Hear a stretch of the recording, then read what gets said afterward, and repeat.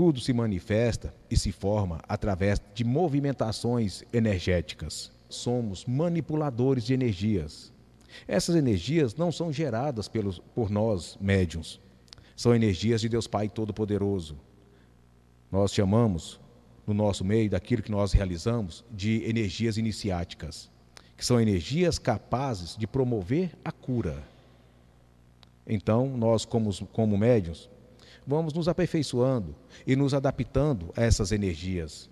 E, aos poucos, nós vamos fazendo com que essa energia se instale também na Terra e em várias outras direções. Em resumo, nós fazemos hoje, no Templo Luz Universal, talvez também em outros lugares do mundo, porque acho que não acredito que sejamos os únicos capazes e que temos a condição de movimentar energias iniciáticas, energias dos planos superiores, diretamente dos oráculos de Deus Pai Todo-Poderoso. Então, em resumo, nós fazemos o mesmo que Jesus fazia, é claro, não com a mesma intensidade que o Espírito de Jesus era capaz de manifestar e movimentar aqui na Terra quando ele esteve encarnado, porque nós ainda estamos engatinhando neste processo. Embora a doutrina já tenha mais de 2 décadas de existência, nós ainda somos meros aprendizes do mundo espiritual. Estamos aprendendo, nos adaptando, conhecendo novas técnicas, conforme a espiritualidade vai nos confiando esses conhecimentos e nos passando esses ensinamentos. E quanto mais aprendemos, quanto mais nos dedicamos, mais a espiritualidade nos confia novas energias e novas técnicas doutrinárias. E aos poucos vamos nos tornando médiuns capazes de ajudarmos na realização de outras curas e também de mais curas e com maior qualidade, com melhor qualidade e mais amplo, abrangendo então mais pessoas. Não somos deuses, não somos santos, estamos longe disso.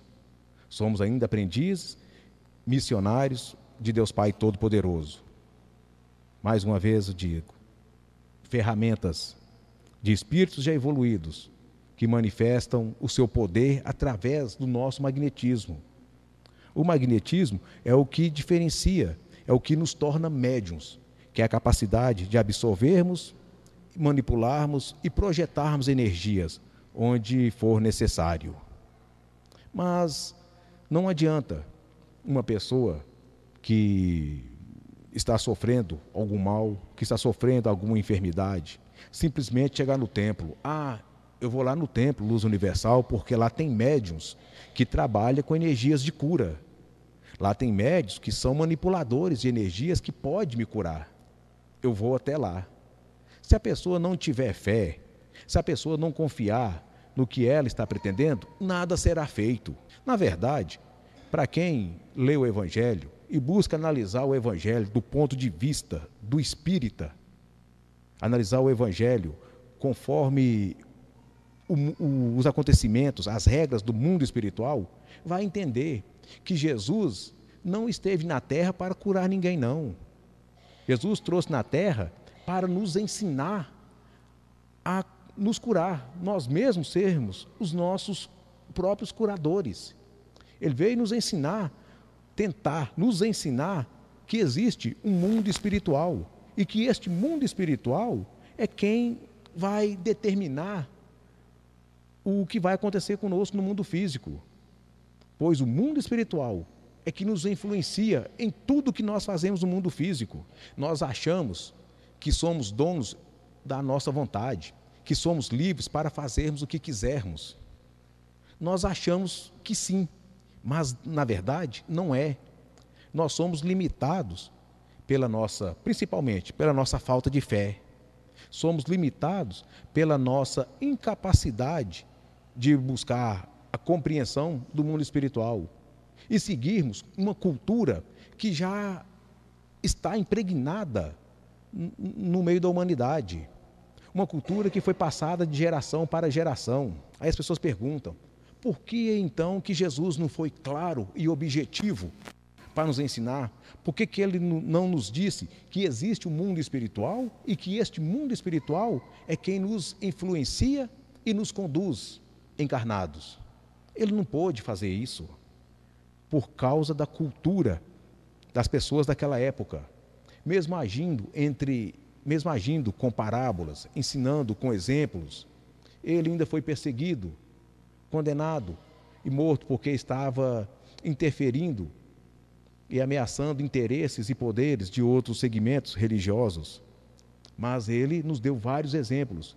E hoje, depois de vários outros profetas estarem na terra e ensinando e quebrando, desmistificando a cultura enraizada, começando lá atrás, desde a época de São Francisco de Assis, que já nos deu muitos outros exemplos. Veio Lutero, com o protestantismo. Então foi inserindo novas culturas e novos entendimentos para a humanidade, para nós, principalmente do Ocidente. Depois veio Allan Kardec com a decodificação do Espiritismo. Aí então veio com mais abrangência os ensinamentos e tudo que Chico Xavier pôde fazer por nós. E aí começou então a surgir as doutrinas espíritas, que com certeza todas conduzidas e orientadas por espíritos superiores. E uma dessas doutrinas somos nós, o Luz Universal. Já dissemos anteriormente, inclusive está eu mesmo que diz, nós podemos nos considerar, sem nenhuma pretensão ou qualquer arrogância, nos considerar como cientistas, porque nós estudamos, analisamos, buscamos informações, colhemos experiências com outros médiuns, com espíritos de luz, juntamos informações, chegamos ao entendimento e vamos conferir se o nosso entendimento está correto com espíritos de luz. Trabalhos são realizados e, de acordo com o efeito de cada trabalho, as informações estão corretas. Então, este trabalho ganha força, ganha corpo e é realizado, então, em benefício dos outros filhos de Deus, de irmãos nossos. E nós também temos a condição de compreender de que tudo o que nós fazemos não nos pertence.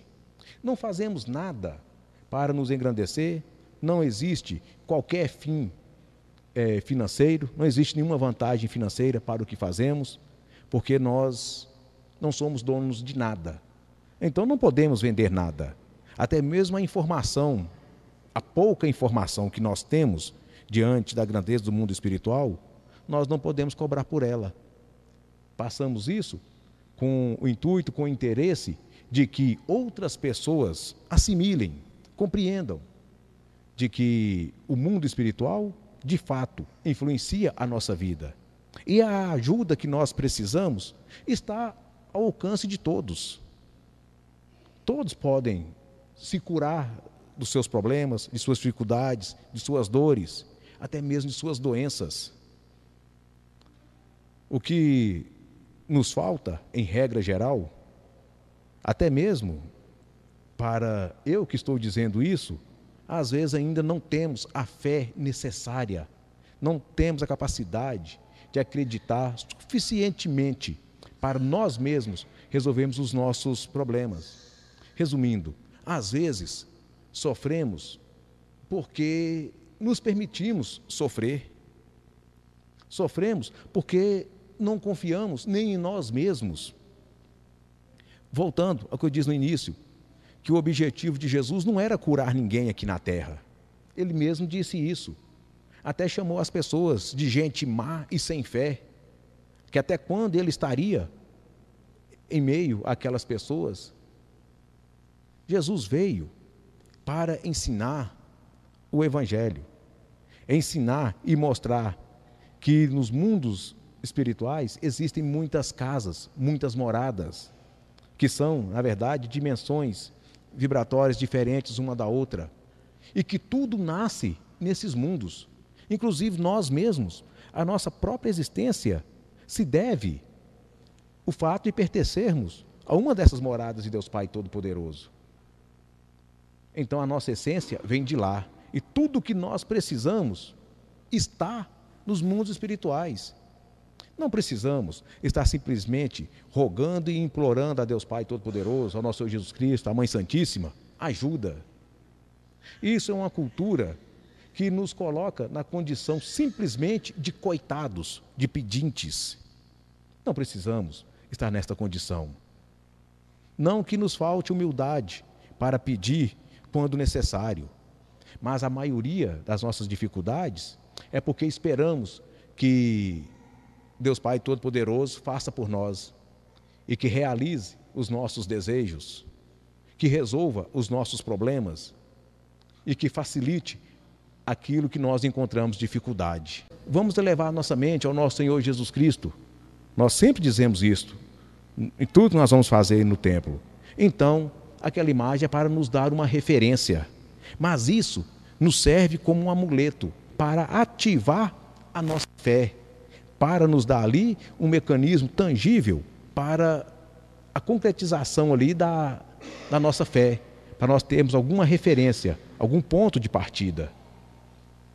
Mas, na verdade, tudo se processa com o que nós carregamos dentro do nosso íntimo, dentro da nossa consciência. O que já veio de herança do nosso espírito, que é o magnetismo. É o que nos torna, então, médiuns. Tudo que é vivo tem que ter a capacidade de absorver energias, porque a matéria por si só ela não tem vida. Tem que existir algo para alimentar e dar vida àquela matéria inanimada. Disse no início que nós não geramos qualquer energia, nós absorvemos energias. Então, todos os encarnados absorvem energia para, pelo menos, se manter vivo, para manter o seu espírito energizado e assim manter-se o corpo físico com sua vitalidade e manter animado. Porém, algumas pessoas como nós, com certeza, por necessidade, muito poucos têm esse magnetismo acentuado por missão, que seria, no caso, um espírito já evoluído, um espírito que já venceu as fraquezas e dificuldades dos encarnados, atingiu uma posição já privilegiada nos planos espirituais, está encarnado em missão. A grande maioria, como nós, estamos encarnados por necessidade, porque ainda somos espíritos muito imperfeitos, espíritos com karma ainda para carregar.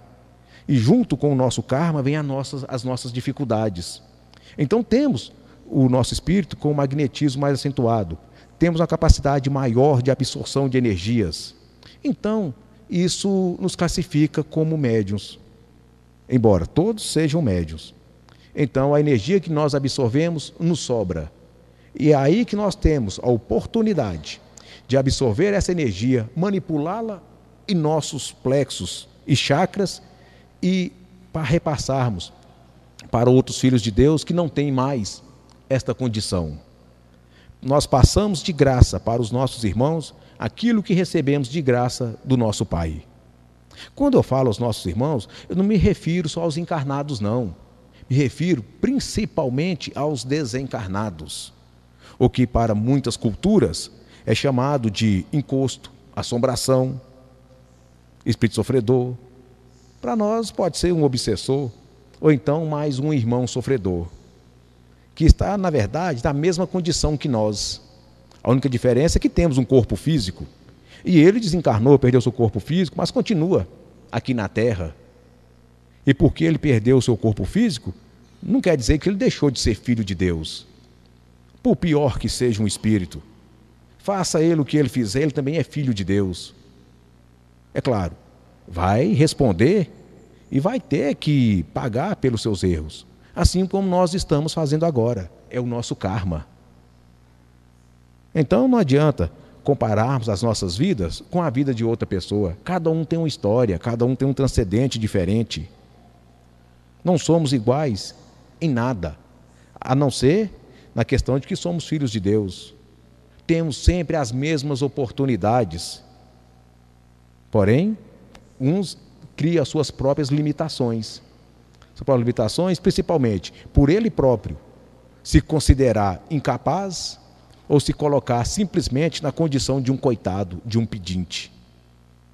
Receber uma ajuda nunca é ruim, mas ajudar é melhor ainda. Se você pôde ajudar alguém, é porque a sua condição era melhor do que o daquela pessoa. E se você foi ajudado, ótimo, maravilha. Aproveite a ajuda que teve. Faça você mesmo as suas oportunidades a partir daquele ponto, para que você deixe de ser ajudado e passe a ajudar. E assim você vai ramificando e vai espalhando as suas atitudes e ações para outras pessoas. É assim que se evolui um povo. Já que a evolução, ela é coletiva. Aqueles que pertencem ao nosso povo, à nossa família espiritual, se não evoluir, vai limitar a nossa evolução. Mesmo se você desencarnar, seguir para um plano de luz, mas essa sua evolução não será plena, não será total. Ela será limitada porque vai existir algo que te prenda, ainda aqui na Terra. Mesmo que um dia você tenha que se colocar como mentor, o anjo da guarda de alguém encarnado. Mesmo que isso leve 1000 anos. Mas enquanto tiver alguém ligado ao seu transcendente, à sua família espiritual aqui na Terra, você vai estar no círculo da Terra. E principalmente, se você dever algo para alguém, que é o que se refere às cobranças kármicas. Tem um ditado que as pessoas dizem, talvez nem saiba direito por que dizem. Bem simples, acho que todo mundo conhece, que as pessoas sempre dizem: aqui se faz, aqui se paga. É verdade. Embora nós conhecemos várias pessoas que podem ter feito mal a alguém, a pessoa desencarnou e não pagou nada.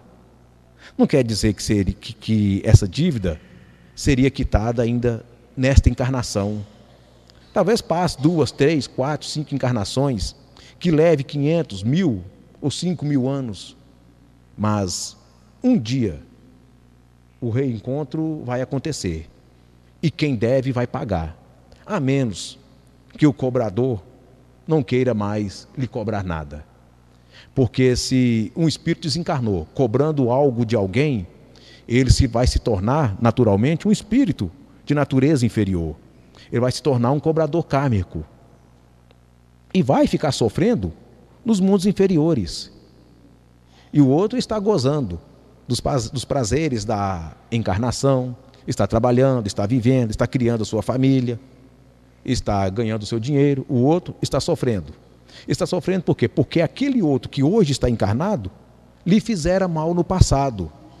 Se aquele que sofre decidir abrir o seu coração e compreender que para ele o melhor é o perdão, ele vai aliviar a sua densidade, seu corpo espiritual.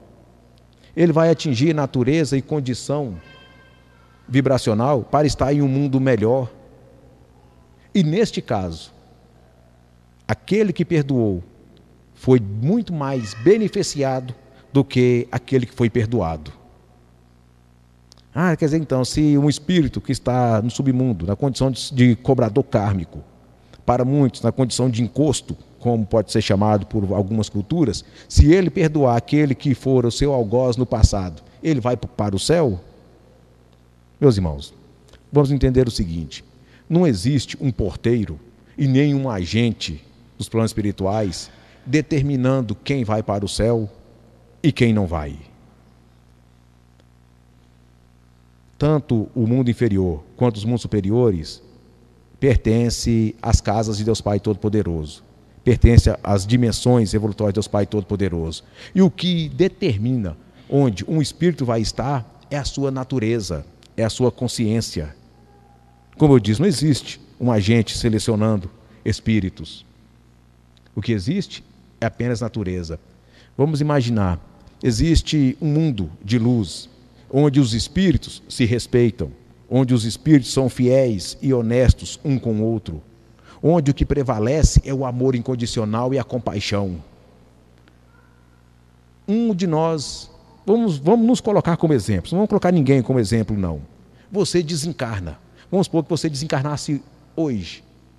Você iria para um mundo onde os espíritos tem essas emoções, atitudes nobres. Você iria para o mundo onde os espíritos que lá vivem se preocupam mais com o outro do que consigo próprio? Onde que prevalece a compaixão e o amor incondicional? A honestidade, a verdade, a bondade, a caridade?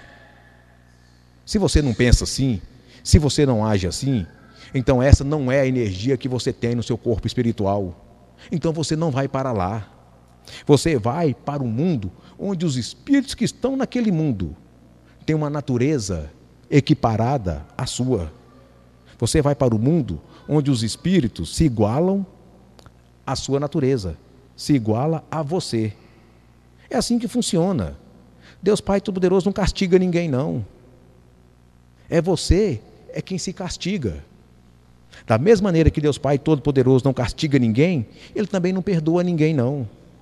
Se você fez um mal para alguém, quem tem que te perdoar é aquele que foi seu algoz. Porque não importa o que você fizer, automaticamente você já está perdoado por Deus Pai Todo-Poderoso. Mas isso não vai mudar a sua situação. Você é um devedor do sistema. Você é um devedor de alguém. E se você praticou o mal, é porque a sua natureza lhe permitiu tal ação. Então não adianta nós culparmos ninguém pela nossa condição encarnada, pela nossa condição física, pela nossa condição financeira, pela nossa condição social, pelo nosso estado de saúde. Somos nós mesmos os únicos responsáveis por nossa existência, por nossa qualidade de vida, por nossa infelicidade ou por nossa felicidade, por nosso sucesso ou por nosso fracasso. Somos nós mesmos os únicos responsáveis. E se alguém um dia lhe causar um prejuízo ou lhe causou um prejuízo, pode existir um quadro espiritual muito grande por trás disso. Não sabemos se está começando ali uma história kármica ou é apenas a continuidade de uma já existente. Mas o fato é que aconteça o que acontecer aqui no plano físico, vai ficar aqui no plano físico. As riquezas verdadeiras que nós temos estão nos planos espirituais. Mesmo se você não estiver nos planos espirituais, mesmo se você não estiver no céu, a sua riqueza vai permanecer lá te esperando. E aqui, estamos aqui apenas para aprender, nos tornarmos pessoas melhores. E se não tornarmos pessoas melhores, a eternidade não tem pressa. Vamos voltar. Vamos voltar 1, 2, 3, 20 vezes, se necessário for. E o pior de tudo, que entre um intervalo e outro, pode se levar mais de 1000 anos. Talvez possamos passar um longo tempo em camadas inferiores, até voltarmos mais uma vez para tentar corrigir os nossos próprios erros do passado. Isso é, se não adquirirmos novos. Então, a prudência, a sensatez, a paciência vai ajudar muito todos nós. E a partir daí você vai adquirindo outras boas qualidades. Você pode adquirir ali a confiança, que a fé, que já é confiança, é a mesma coisa. Fé e confiança é a mesma coisa. Você pode adquirir ali para o seu íntimo o dom de falar a verdade, ser justo, ser honesto, ser verdadeiro, ser honrado, resumindo. Graças a Deus, mestres. Que possamos, então, nos avaliar e sermos honestos com nós mesmos e ditarmos uma nova história para a nossa existência no futuro. Porque a de hoje já está escrita. Nós mesmos escrevemos com as nossas atitudes. Então, se quisermos melhorar, que possamos, então, iniciar uma nova história a partir do ponto em que nós tivermos consciência disso. E que Deus Pai Todo-Poderoso possa iluminar e conscientizar cada um da melhor maneira possível. Muito obrigado.